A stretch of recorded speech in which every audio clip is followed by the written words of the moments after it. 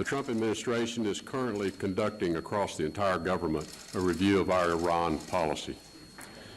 Today, I'd like to address Iran's alarming and ongoing provocations that export terror and violence, destabilizing more than one country at a time. Iran is the world's leading state sponsor of terrorism and is responsible for intensifying multiple conflicts and undermining U.S. interest in countries such as Syria, Yemen, Iraq, and Lebanon, and continuing to support attacks against Israel.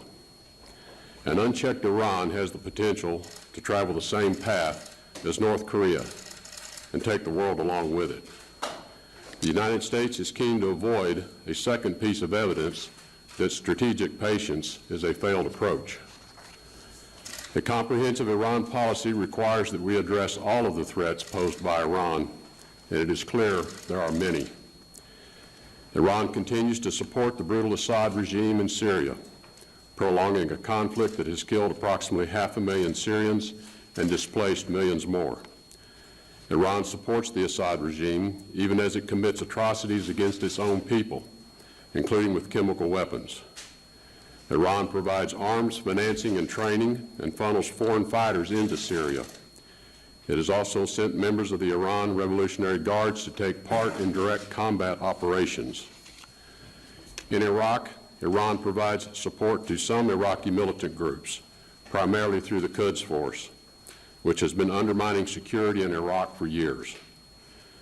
Iran maintains a long-standing hostility towards Israel, providing weapons, training, and funding to Hamas and other Palestinian terrorist organizations. Indeed, and in propaganda, Iran foments discord. Just yesterday, the regime reportedly exhibited a missile marked "Death to Israel" during a military parade. In Yemen, Iran continues to support the Houthis' attempted overthrow of the government by providing military equipment, funding, and training, thus threatening Saudi Arabia's southern border. Interdictions by Emirati forces in Yemen and coalition forces in the Arabian Sea have revealed a complex Iranian network to arm and equip the Houthis.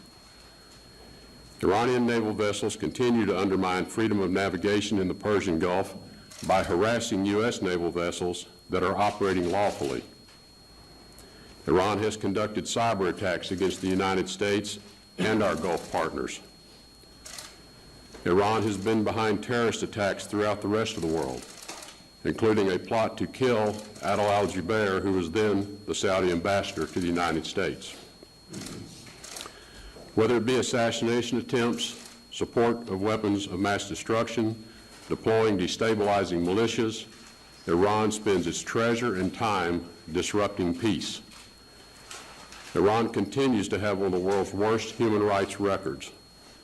Political opponents are regularly jailed or executed, reaching the agonizing low point of executing juveniles and individuals whose punishment is not proportionate to their crime. Iran arbitrarily detains foreigners, including U.S. citizens, on false charges. Several U.S. citizens remain missing or unjustly imprisoned in Iran. Apart from the abuses inside Iran's own borders, it is the threat it poses to the rest of the world. Iran's nuclear ambitions are a grave risk to international peace and security. It is their habit and posture to use whatever resources they have available to unsettle people and nations. With its latest test of a medium-range ballistic missile, Iran's continued development and proliferation of missile technology is in defiance of UN Security Council Resolution 2231. And it has previously stated it will conduct a second test flight of the Simorgh space launch vehicle, which would put it closer to an operational intercontinental ballistic missile. Any discussion of Iran is incomplete without mentioning the JCPOA. The JCPOA fails to achieve the objective of a non-nuclear Iran.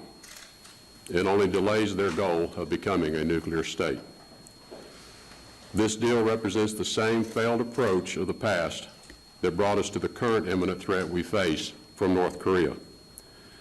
The Trump administration has no intention of passing the buck to a future administration on Iran. The evidence is clear. Iran's provocative actions threaten the United States, the region, and the world. As I indicated at the beginning, the Trump administration is currently conducting a comprehensive review of our Iran policy. Once we have finalized our conclusions, we will meet the challenges Iran poses with clarity and conviction. Thank you. Mr. Secretary. We'll take a few questions. Andrea Mitchell. Mr. Secretary, by your own letter to the Speaker of the House, Iran is complying with the terms of the nuclear deal. If you break out of that deal, won't that send a signal to North Korea and other rogue nations that the U.S. can't be trusted to keep its end of the bargain? And Iran is already being sanctioned for its terrorism, for its missile advances by the U.S. Is another option, one that many Republicans on the Hill have suggested, to increase those sanctions, to punish Iran for those behaviors? Well, Andrew, I think it's important in any conversation on JCPOA, and I think this was one of the mistakes in how that agreement was put together, is that it completely ignored all of the other serious threats that Iran poses. And I just went through a few of those with you. And that's why our view is that we have to look at Iran in a very comprehensive way in terms of the threat it poses in all areas of the region and the world. And the JCPOA is just one element of that. And so we are going to review completely the JCPOA itself.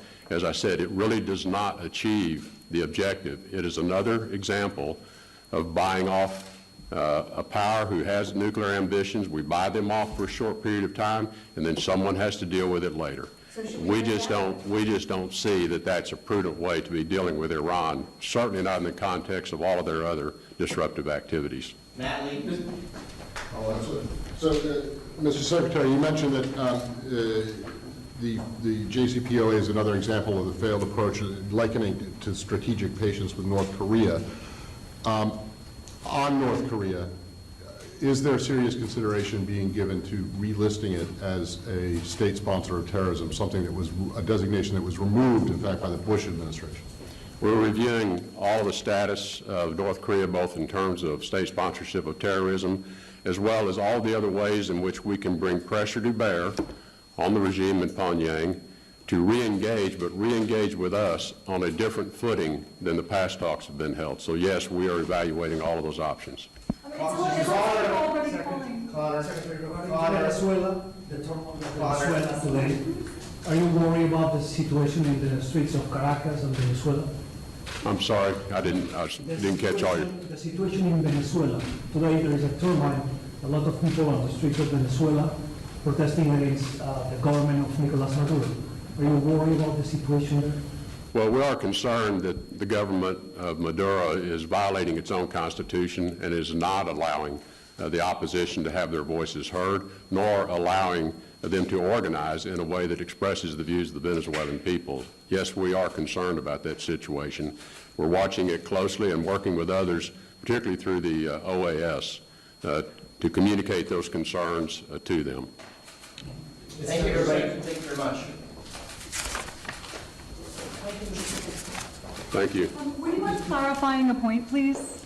We will make America great again.